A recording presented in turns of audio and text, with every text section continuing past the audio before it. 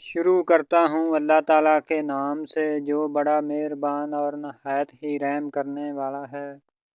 حضرت ابو ہریرہ رضی اللہ تعالیٰ عنہ کہتے ہیں کہ نبی کریم صلی اللہ علیہ وسلم نے فرمایا، ملک الموت ایک راستے میں آیا اور ایک سندھ میں یہ الفاظ ہیں۔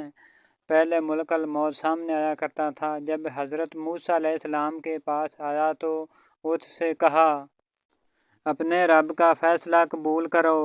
حضرت موسیٰ علیہ السلام نے اس کی آنکھ پر ہاتھ مار کر اسے پھوڑ دیا۔ ملک الموت اللہ کے پاس واپس گیا اور کہا، اے اللہ، تو نے مجھے اپنے ایک بندے کی طرف بھیجا جو مرنا نہیں چاہتا۔ اس نے میری آنکھ بھی پھوڑ دی ہے۔ اگر تیرے یہاں اس کی عزت نہ ہوتی تو میں اس پر بہت بھاری ہوتا۔ اللہ تعالیٰ نے اس کی آنکھ دوبارہ ٹھیک کر دی اور فرمایا، میرے بندے کے پاس واپس جاؤ اور اس سے پوچھو، کیا تم زندگی چاہتے ہو؟ اگر تم زندگی چاہتے ہو تو اپنا ہاتھ بیل کی پشت پر رکھو۔ جتنے بالوں کو تمہارا ہاتھ ڈھانپ لے تو ہر بال کے بدلے تم 1 سال زندہ رہو گے۔ حضرت موسیٰ علیہ السلام نے کہا، اے میرے رب، پھر اس کے بعد کیا ہوگا؟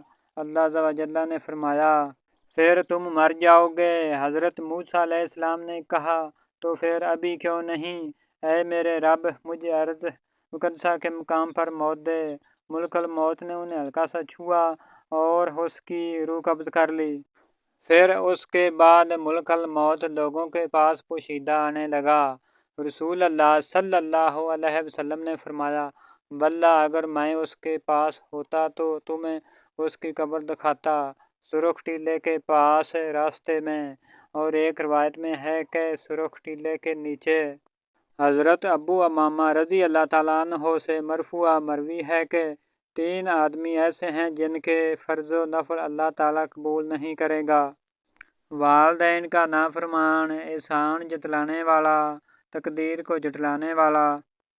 پیارے دوستو، مزید اس طرح کی ویڈیو دیکھنے کے لیے ہمارے چینل کو سبسکرائب کر لیں۔ برائے مہربانی ویڈیو کو لائک بھی کر دیں۔